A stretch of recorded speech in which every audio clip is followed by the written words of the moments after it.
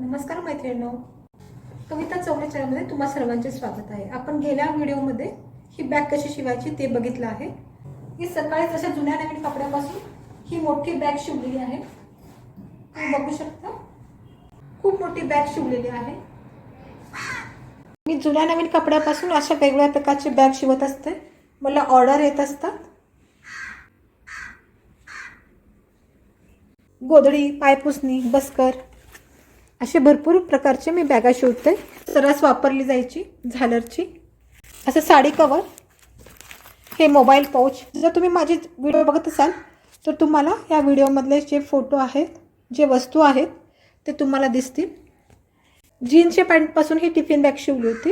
ही टोट bag तुम्ही सर्वांनी खूप छान प्रतिसाद दिला। ही अजून ऑर्डरची आहे, ती अजून न्यायला आले नाही आहेत ते अजून, त्यामुळे मला दाखवायला जमत आहे। ही बॅग मी परवा दिवशी चायनाला टाकली होती। वेल्वेटचं कापड उरलं होतं, ते वेल्वेटच्या कापडापासून त्यांनी शिवून घेतलेला आहे। हा मी सॅम्पल पीस म्हणून ब्लाउज कवर ठेवलेला आहे घरामध्ये। असे तुम्ही पण घरात बनवून ठेवू शकता।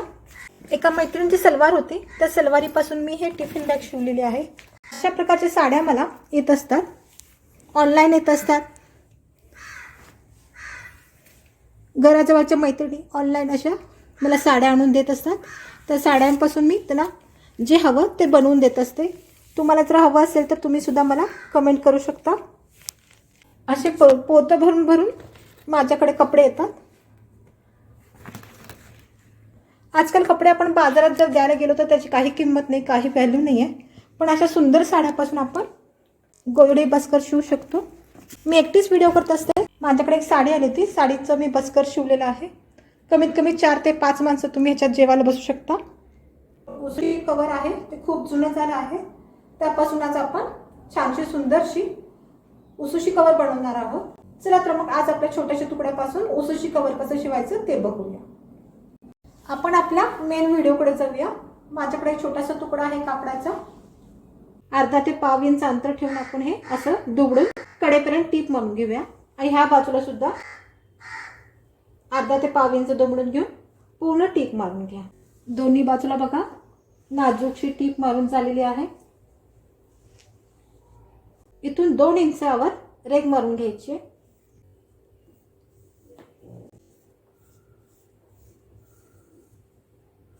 आणि ह्या रेघेवर कापड येण्यासारखं एकदा आणि दोनदा फोल्ड करून अशी पूर्ण टीप मारून द्यायची।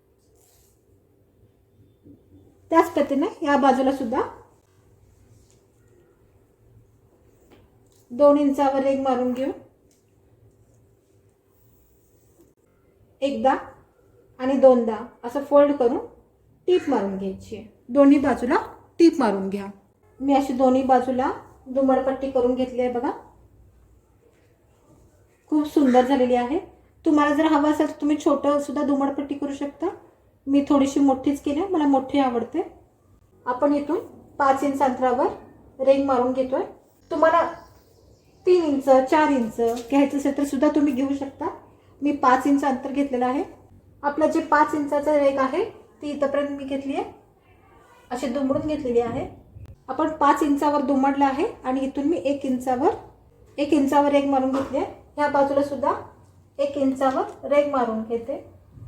आता जे आपलं दुसरं टोक आहे ते आपण ह्या 1 इंचाच्या रेघेवर ठेवायचं आहे। माझी उसुशी 23 इंचाची आहे, त्यामुळे मी 24 इंच घेतलेला आहे आणि हे 16 इंच आहे। इथं पिन लावून घेते। ज्यावेळेला आपण शिलाई मशीनवर जेव्हा जाऊ तेव्हा हे हलणार नाही। ह्या बाजूला सुद्धा आपण पिन लावून घेऊया। असाल तर तुम्हाला हवं असेल तर तुम्ही ह्या बाजूला सुद्धा पिन लावून घेऊ शकता। मी साध्या पिना वापरत नाही, मी कायम टाचणीच्याच पिना वापरते। मला गोधडीला बॅग शिवताना अशा पिना उपयोगी पडतात। शिवताना निघत नाही, हलत नाही आणि हाताला टोचत सुद्धा नाही। एवढ्या पिना मारायची गरज नाही आहे, पण मी तुम्हाला दाखवण्यासाठी पिना एवढ्या मारून घेते। ह्या चारी बाजूला टीप मारून घेऊया। मी चारी बाजूला टीप मारून घेतलेली आहे। किती सोप्या पद्धतीने आपण उसुशी कवर शिवलेला आहे बघा।